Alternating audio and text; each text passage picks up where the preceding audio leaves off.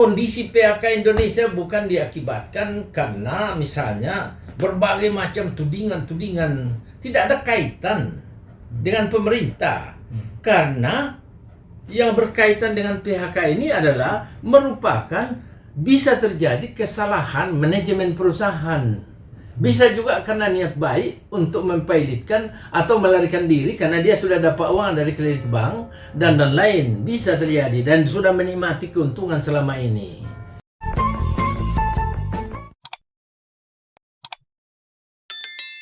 Harus dipahami bahwa jangan pemerintah suka campur tangan terhadap kegoncangan perusahaan. Nanti lama-lama ya perusahaan menghancurkan dan pemerintah itu membersihkan kotorannya. Saya mengapel pemerintah jangan suka mencampuri penyelesaian masalah di perusahaan. Tetapi kalau mengganggu keamanan ketertiban, wajar kalau dipanggil dinasihati. Dinasihati, saya istilahkan dinasihati. Dan selama ini perusahaan pemerintah hanya memanggil direksi saja. Dia tidak menyentuh namanya pemegang saham yang selama ini sulit dijangkau. Apapun kepahitan yang dialami buruh sekarang ini, kita mendoakan dan berharap serta memohon pemerintah segera melakukan langkah-langkah strategis yang berdampak pada nilai tambah, penyelesaian, dan secara paripurna. Sehingga situasi ini berangsur baik dan investor juga bisa memikirkan untuk datang. Ya, terkait dengan sekarang kegoncangan di Morowali seperti itu diakibatkan karena beda budaya. Ya, yang kedua komunikasi tentu tidak lancar, bahasa beda. Karena beda budaya, beda gaya dan style. Persoalan sebetulnya tidak masalah. Jadi tenaga kerja dari Cina itu tidak ada masalah. Dan saya ingin sampaikan, setiap investasi besar di luar negeri itu pemerintah Cina selalu campur tangan. Tidak pernah dibiarkan investasi tanpa campur tangan. Dan ketentuan pemerintah Cina 4 tahun terakhir itu ada ketentuannya, dikatakan kalau mau investasi di luar harus kerjasama dengan perusahaan pemerintah. Yang kedua BUMN. Dan yang kedua bisa saja misalnya perusahaan pemerintah di daerah yang diizinkan pemerintah pusat. Jadi pemerintah Cina itu memiliki pegangan kuat terhadap investasi. Nah, harus dipahami bahwa cara komunikasi ini juga mengakibatkan, tapi tidak ada masalah. Yang persoalan yang mendasar adalah dulu Pak Harto menandatangan perjanjian sama IMF. Karena kita utang tidak bisa bayar, apapun ketentuan kita teken, yaitu ketentuan bahwa setiap perusahaan boleh mempekerjakan karyawan dengan pengerah tenaga kerja. Jadi PT mencari orang mau dipekerjakan, dikontrakkan sama perusahaan. Nah, ini terjadi di Morowali kan. Nah, ini sedikit saya katakan seperti menjual manusia. Ya. Dulu sebelum IMF ditandatangan ada itu lancar-lancar saja, tidak ada goncangan. Sebelum outsourcing itu ada. Karena hubungan langsung antara pengusaha dengan buruh. Hubungan langsung. Dan di dalam perusahaan ini bisa dikelola secara manajemen modern sehingga unit-unit itu bisa melakukan pembinaan terhadap buruh, bisa mensosialisasikan aturan, bisa menegur disiplin dan lain-lain. Kalau ini kan ada calo tenaga kerja. Nah, calo tenaga kerja itu mengambil untung, tetapi kalau menderita orangnya di perusahaan itu dia tidak bertanggung jawab. Maka saya mengusulkan supaya sudah saatnya juga dilakukan reformasi terhadap hal itu. Artinya outsourcing itu dihilangkan. Kenapa? Outsourcing itu hanya kontrak 1 tahun. Bank juga begitu. Semua ini pekerja. Mana mungkin pekerjaan yang kontinuitasnya itu puluhan tahun dikontrak setahun. Implikasi dari kontrak 1 tahun, para pekerja itu tidak setia pada perusahaan. Sebab dia nanti tinggal hanya setahun aja kok. Maka dia bisa mencuri, dia bisa bikin kacau, dia bisa bikin ini. Jadi jangan salahkan, kontrak 1 tahun itu kan tidak ada masa depan. Maka saya minta supaya dihentikan outsourcing itu.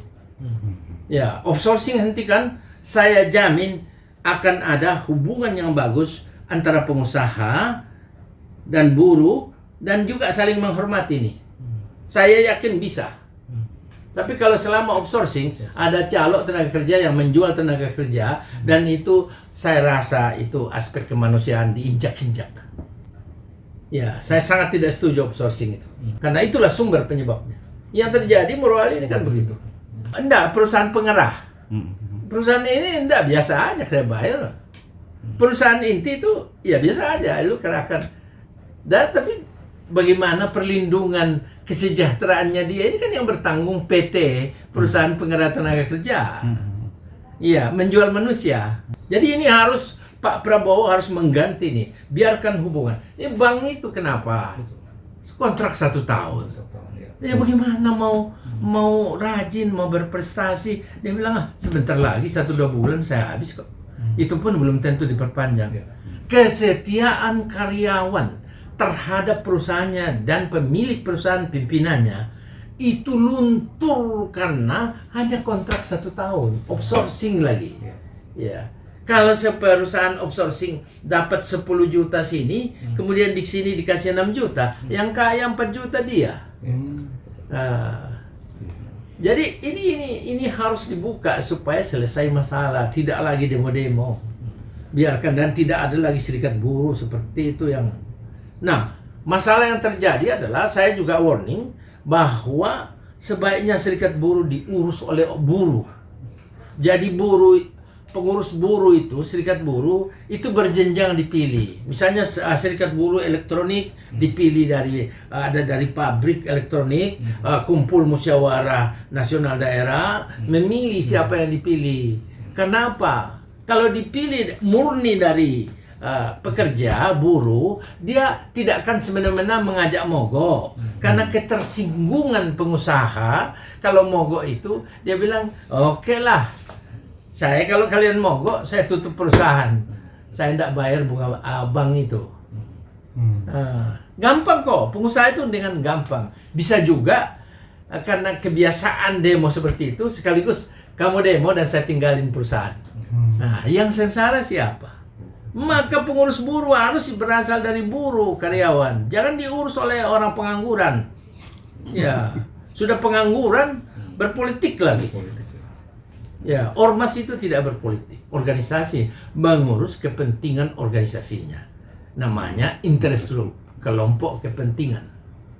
Nah, jadi sekali lagi masalah ini harus kita diselesaikan, dan bila perlu Bapak Presiden dimohon memberikan atensi untuk supaya semua pihak yang terlibat harus memahami liku-liku dan lubang-lubang bisnis serta kelakuan-kelakuan pengusaha, dan juga aspek-aspek yang tidak ada dasarnya supaya diberantas. Pemutusan hubungan kerja di sejumlah perusahaan yang tercatat 60 perusahaan yang sejak akhir 2024 dan sampai sekarang itu 60 perusahaan yang melakukan pemutusan hubungan kerja.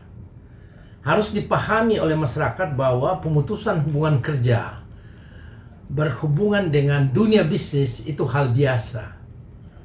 Ya, namun masyarakat juga harus tahu bahwa pemutusan hubungan kerja itu diakibatkan karena perusahaan tidak lagi mampu melakukan pembiayaan terhadap gaji karyawan dan operasional karena omsetnya berkurang. Itu satu. Yang kedua, pemutusan hubungan kerja juga bisa diakibatkan karena instabilitas internal perusahaan yang diakibatkan oleh intervensi dari luar. Yang keempat, suasana antara pemegang saham dan direksi ada konflik sehingga perjalanan perusahaan itu tidak bisa berlangsung baik. Yang kelima, itu ada upaya yang menjadi model sekarang itu adalah langkah yang paling bagus adalah dua supplier atau dua kontraktor mengajukan pilot ke pengadilan negeri agar perusahaan dipilotkan dan ditutup. Jadi banyak aspek yang mengakibatkan. Dan yang terakhir adalah memang niat baiknya itu untuk datang mengambil uang hasil dari produksi dan juga mengemplang kredit di bank. Nah, berkaitan dengan ini, saya melihat bahwa sistem penyelesaian pemutusan hubungan kerja itu tidak dipahami atau kurang dipahami atau dangkal pemahaman oleh orang yang menyelesaikan pemutusan hubungan kerja. Apabila pilot, maka dilaksanakan oleh kurator. Nah, kurator ini rata-rata sangat mendalami hukum, tetapi kurang mendalami celah-celah, trik-trik di dalam bisnis. Apa yang saya maksud? Di dalam bisnis itu, kalau terjadi kepailitan, seharusnya yang dilihat dulu berapa jumlah kreditnya dia. Sebagai contoh saja, Sritex itu kreditnya 350 juta US dollar. Kalau di kurs itu mungkin 5 triliun lebih, besar sekali. Itu adalah kredit sindikasi. Nah, di dalam kredit ini biasanya yang dijaminkan itu adalah tanah, lahan, kemudian gedung dan mesin-mesin yang memproduksi hasil untuk penjualan itu. Jadi jaminan itu hampir seluruh di situ. Kalau tidak cukup, maka biasanya kredit bank itu melakukan namanya personal guarantee. Jadi jaminan pribadi pemegang saham dan direksi yang di situ. Nah, kalau penyelesaiannya hanya berkisar nanti akan menjual pabrik akan dibayar kepada karyawan yang diberhentikan, saya rasa itu tidak memahami karena ini semua jaminan bank, apa yang mau dijual. Maka langkah-langkah yang strategis yang harus diambil adalah kurator ataupun Kementerian Tenaga Kerja mengundang direksi perusahaan, karena di dalam Undang-Undang 40 2017 mengenai perseroan terbatas itu dikatakan penanggung jawab keluar dan ke dalam perusahaan itu adalah direktur utama, termasuk di pengadilan. Nah, dipanggillah bagaimana cara menyelesaikan pesangon karyawan dan uang penghargaan, karena dua kompetensi itu, pesangon dan uang penghargaan. Nah, nanti kalau di sana bilang jalan buntu, kami tidak punya uang lagi, oke. Panggil pemegang saham. Tetapi sebelum panggil pemegang saham, periksa perjanjian kredit dengan bank. Apa-apa aja yang dijaminkan di bank itu. Nah, sesudah panggil pemegang saham semuanya, nggak gampang panggil pemegang saham terus terang. Ya, pengusaha besar ini nggak gampang. Tetapi harus bisa dipanggil dalam rangka untuk menyelesaikan kasus. Karena ini mengganggu keamanan, ketertiban, bahkan mengganggu investor investasi. Nah, panggil. Nanti di sana ada ketentuan bahwa pemegang saham bertanggung jawab terhadap risiko yang timbul masing-masing sesuai dengan porsi sahamnya. Nah, di sanalah pembicaraannya bisa berisi. Kalau memang pengusahanya itu berniat baik, pasti dia bilang, mari kita urunan sesuai jumlah saham yang kita ini, risiko terhadap kalian. Perkiraan saya mungkin 300-an miliar ya, 350 miliar itu pesangon, kalau jumlah semua 8.000 lebih itu. Perkiraan saya. Dan itu tidak terlalu besar untuk, sebab yang lalu rata-rata yang 60 perusahaan yang diberhentikan ini, saya tidak tahu sebabnya, tapi rata-rata pasti kalau sudah lebih dari 5 tahun pasti sudah menikmati keuntungan. Dan keuntungan diambil itu. Nah, dari kredit yang diambil juga mungkin ada di spread ke tempat-tempat lain. Jadi seharusnya penyelesaian pemutusan hubungan kerja harus fokus pada penyelesaian sesuai aturan-aturan. Nggak usah. Tidak, saya berikan penegasan bahwa penyelesaian pemutusan hubungan kerja yang begitu ramai sekarang, yang begitu menggoncang negara, tidak akan selesai kalau dibawa dengan cara gaya dan politik. Nah, belum lagi tidak akan selesai kalau dengan misalnya kekuatan apapun dikerahkan ke situ. Tidak akan selesai. Yang bisa menyelesaikan adalah panggil pemegang saham, ini bagaimana? Ya, bicara baik-baik, tidak usah ditakut-takuti. Karena pengusaha itu semakin ditekan, semakin dia ada jalan keluar untuk meninggalkan. Ya, dan lagi saya perlu informasikan bahwa rata-rata pengusaha besar di Indonesia memiliki itu namanya 2 kewarganegaraan. Indonesia dia warga negara, di Singapura dia residen, di Amerika dia residen, di Australia dia residen. Nah, ini Jadi tidak terlalu gampang untuk menyelesaikan masalah apabila sudah timbul seperti itu. Mengapa saya bicara pemutusan hubungan kerja? Rata-rata perusahaan menunggu sampai sudah tidak berproduksi baru bicara pesangon karyawan. Itu salah. Dia harusnya cadangkan itu sebagai hak dari karyawan. Ini hak mutlak. Di kantor saya ini ada yang 32 tahun kerja. Sudah dibayar sampai itu 2015 pesangonnya. Jadi saya bayar pesangon karyawan di sini, pesangonnya, tetapi masih tetap kerja karena itu memang haknya. Jadi pengusaha yang mencoba untuk tidak membayar pesangon ini adalah pengusaha yang harus di blacklist, ya, dan tidak boleh berusaha di Indonesia. Ya, jadi jangan memberi beban yang besar kepada presiden sekarang, sementara dia sendiri sudah mengambil keuntungan. Ya, tetapi kadang-kadang yang menyelesaikan ini tidak ngerti prosedur dan tata cara penyelesaian, tidak ngerti. Ya, dia hanya ngerti bagaimana menekan perusahaan, tidak bisa. Dengan perusahaan itu bicara baik-baik, secara terhormat. Dengan karyawan juga diajak. Masalah di Indonesia adalah yang mengurus buruh itu, serikat-serikat buruh yang ada itu bukan berasal dari karyawan buruh. Ya, rata-rata mereka berasal dari orang-orang nekat. Ya. Kalau Kamar Dagang dan Industri diurus oleh pengusaha. Yang duduk ketuanya itu harus pengusaha. Persatuan Guru yang duduk ketuanya itu guru. Nah, sama semua organisasi. Nah, masyarakat sering tidak tahu perbedaan antara politik dan ormas. Nah, politik itu tujuan akhirnya mencapai kekuasaan supaya dia bisa membentuk undang-undang, membentuk peraturan pemerintah, peraturan presiden, peraturan menteri, bupati, wali kota. Itu kalau dilanggar maka dikena sanksi. Itulah sebabnya partai politik digelar pressure group. Dia bisa memberi sanksi kalau.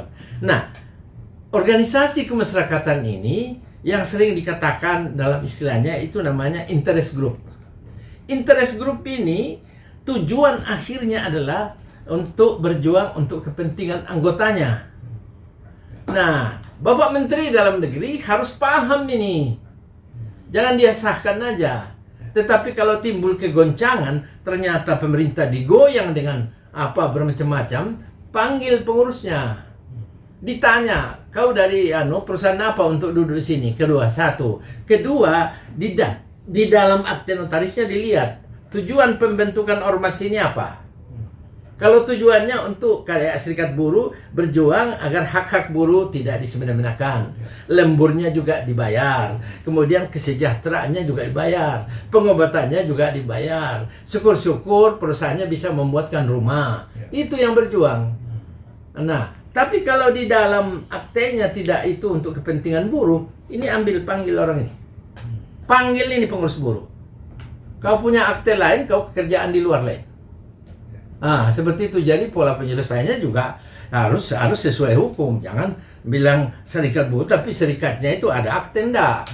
Karena di akte itulah bisa membuktikan apa kegiatannya. Sehingga penyelesaiannya. Nah, satu sisi yang saya berulang-ulang katakan bahwa Kadin harus bertanggung jawab terhadap itu.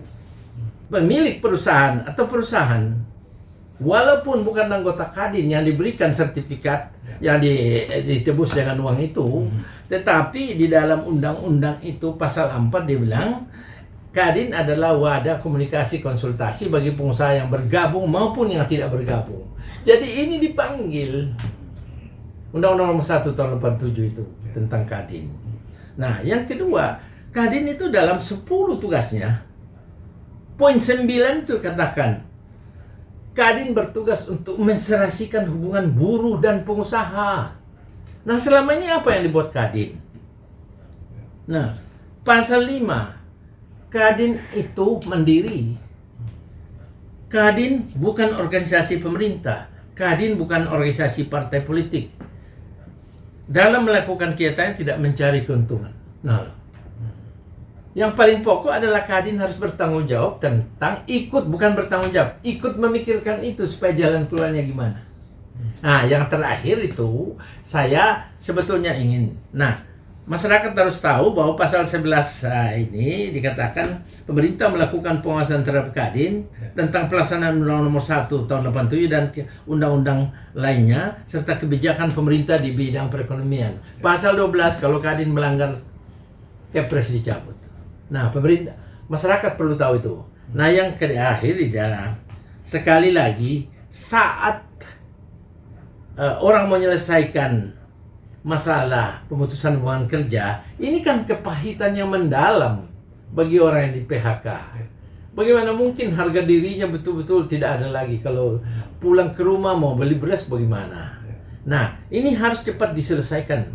Harus cepat. Nah, tapi bagaimana menyelesaikan kalau dia tidak ngerti trik-trik bisnis? Ya, bisa saja ini memang keadaannya seperti itu. Yang ada di lain tempat dia sudah untung dari ini. Nah, jadi saya sarankan dalam penyelesaian masalah yang berkaitan dengan pemutusan hubungan kerja harus melibatkan kurator, melibatkan kantor kementerian, dan melibatkan ahli mediasi dan negosiasi, negosiator yang bisa memberikan satu arahan supaya namanya menyelesaikan masalah sambil memelihara hati karyawan ini.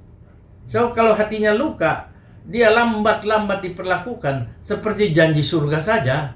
Dulu itu Sritex itu baru ada kabinet dia, sudah datang wakil menteri, dia bilang, ini tidak akan ada PHK.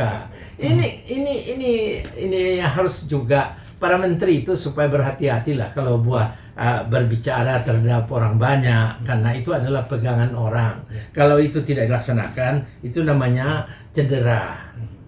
Ya, kecederaan seorang menteri beda dengan cedera saya mungkin ya. Saya rakyat biasa, ya kan.